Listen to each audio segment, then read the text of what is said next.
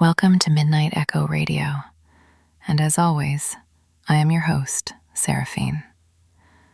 Tonight we are tuning our frequency to a different kind of darkness, a place where the mundane becomes a prison, and the endless aisles of consumerism transform into a landscape of unending psychological dread. We look for horror in abandoned asylums, in shadowed forests, and in the space beneath our beds. But sometimes, true unease is found beneath the buzzing hum of fluorescent lights. Imagine stepping out of the afternoon sun into a brightly lit furniture store, searching for a simple coffee table, only to discover that the exit you walked through has vanished. Tonight, I invite you into SCP-3008, known to many simply as the Infinite IKEA. It is a place where fear is quiet, the atmosphere is thick, and the stories stay with you long after the final line. The SCP Foundation, an organization dedicated to securing and containing anomalous entities across the globe, holds SCP-3008 under a Euclid classification. From the outside, it is a perfectly normal, large retail unit previously owned by the popular furniture chain, IKEA. The Foundation purchased the retail park, converted it into Site Now, and redirected all public roads leading to it. No one goes in. But for years before the perimeter was locked down, unassuming shoppers would walk through its main doors. Once they passed out of sight of the entrance, the inside, the space extends far beyond what physical reality should allow. Current measurements indicate an area of at least 10 square kilometers, with no visible external boundaries detected in any direction. Laser rangefinder tests yield inconclusive results, leading researchers to a chilling speculation. The interior may be truly infinite. The psychological toll of this realization is immense. It is an endless ocean of Billy bookcases and Ektorp sofas. You do not know you are trapped until you decide it is time to leave. And by then, you are already hopelessly lost in the labyrinth. And you are not alone. There is a day-night cycle in SCP-3008-1, dictated entirely by the overhead lighting activating and deactivating at the original store's opening and closing times. During the daylight hours, the store is peaceful, almost mocking in its serenity. But when the lights go out, the true horror of this liminal space awakens. They are classified as SCP-3008-2. But the survivors trapped inside simply call them the staff. They possess exaggerated, inconsistent bodily proportions, some towering over 7 feet tall, others disturbingly short. They wear the yellow and blue uniform, yet they have no eyes, no ears, and no mouths. During the day, they wander aimlessly, docile and unresponsive. But the moment darkness falls, they become hyper-violent towards all human life.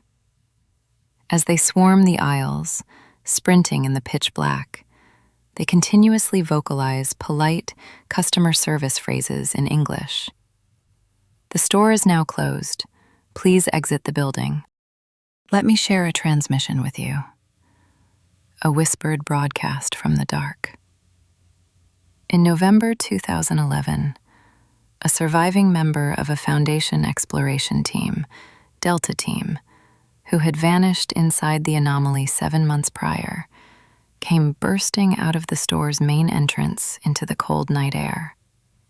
He was not alone. He was pursued by a massive instance of the staff, repeating its polite, deadly mantra. Before the Foundation guards could intervene, the entity reached out with its freakishly long arms, grabbed the man, and twisted his head off like a child playing with a doll. The operatives drew their weapons, peppering the creature with bullets until it collapsed. The ensuing autopsy of the staff member offered no comfort. The creature lacked blood, bones, a brain, or internal organs. It was made entirely of skin, all the way to its core, with its clothing acting as merely another biological layer of flesh. They are an impossible nightmare, crafted by an impossible place. Yet, in the face of such elegant dread, humanity persists. The Foundation sent drones deep into the anomaly and made a staggering discovery. Hidden within the endless aisles, the lost civilians have formed a rudimentary civilization.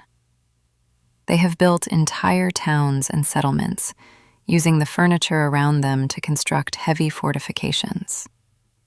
The most detailed account of this society comes from a journal, recovered from a man who briefly escaped the store before being killed by a pursuing staff member. His words are a slow burn descent into identity horror and isolation. He wrote of wandering for days, his only sustenance warm Swedish meatballs, mysteriously left perfectly fresh in the store's abandoned restaurants. He walked for hours in a straight line, finding nothing but identical bookshelves stretching on like an ocean. On his 6th night, sprinting through the dark to escape the staff, he saw it. Exchange and Returns. Exchange was a town built of massive walls, lit by plugged-in lamps and floodlights, housing over 50 living, breathing humans. For a brief moment, the author found sanity again. The journal describes a bizarre, cooperative existence. During the day, scavengers leave the safety of their walls to find supplies in the miraculously restocking food courts. At night, they huddle together, defending the walls with spears made of lawnmower blades, kitchen knives, and functional crossbows, while the staff violently hammer against the barricades. They named their towns after the overhead signs: Exchange, Trolleys, Checkouts, Aisle 630. They check in with each other, trade medical supplies, and try to remember the lives they left behind. But in the dark, whispered conversations of these displaced souls, an uncanny revelation emerges. The author of the journal noticed something deeply unsettling about his new companions. Some had never heard of the International Space Station. Others believed the Statue of Liberty was a myth. They did not all come from the same reality. SCP-3008 is not merely a trapdoor in our world. It is a nexus point connected to countless dimensions. It abducts a handful of people from each reality over extended periods, which is why there has never been a massive global panic over thousands of people vanishing into a furniture store. They are just blips in a world of nonstop news. The journal writer's final entries detail the escalating horrors. The staff attacks became unrelenting. The walls of Exchange were breached, and the writer was forced to flee into the dark, ultimately finding the exit, only to die inches from true freedom. Other survivors tell even darker tales. Escaping the infinite does not guarantee you escape the darkness within humanity. One survivor, trapped for over 100 days, spoke of a woman named Gloria. She had survived for a year, leading scavenging missions, mapping the shifting, illusory exit signs. But the infinite grinds you down. She snuck out alone in the dark, desperate to find her missing sister, and the staff beat her to death. Worse still were the humans who broke under the psychological weight. This survivor recalled a man who styled himself Generalissimo Vartigan. He was an ordinary, indebted man in the real world, but inside the endless store, he became a tyrant. He built a fortress of smashed wood and commanded a cult of heavily armed humans who wore the hollowed-out, featureless skin of the staff over their heads like grotesque masks. They enslaved other survivors, proving that sometimes the monsters in the dark are simply the people standing next to you. The vastness of SCP-3008 is a canvas for anomalies to converge. Through intercepted Foundation logs, we hear whispers of anomalies bleeding into this space. When an apocalyptic event known as "when day breaks" struck the outside world, turning the sun into a horrific anomaly that melted organic life into massive, screaming flesh amalgamations, some humans survived because they were trapped deep inside the windowless belly of the Infinite IKEA. For a time, it was the only safe place on a dying Earth. But eventually, the melted horrors of the outside broke in, collapsing the fragile societies within. In another reality, the Foundation's own hubris brought devastation to the store. They captured a staff member and put it through a reality-altering machine, attempting to give it intelligence. Instead, the creature, dubbed D, teleported back to the outside world, replicating endlessly to perfectly run every retail store on the planet, collapsing global economies with its anomalous efficiency. And in yet another strange transmission, a parasitic entity known as SCP-035, the possessive mask, escaped into the store.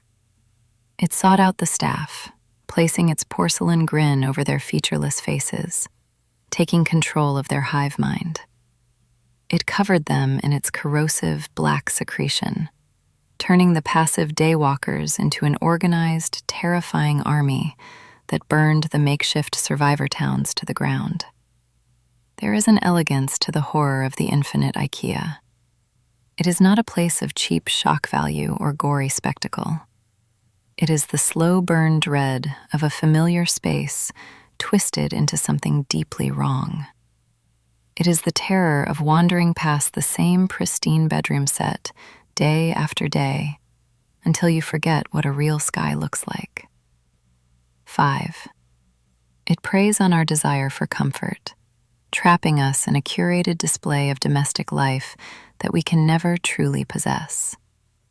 If you are listening to this broadcast late at night, in the quiet safety of your room, think about the last time you walked through those sliding glass doors.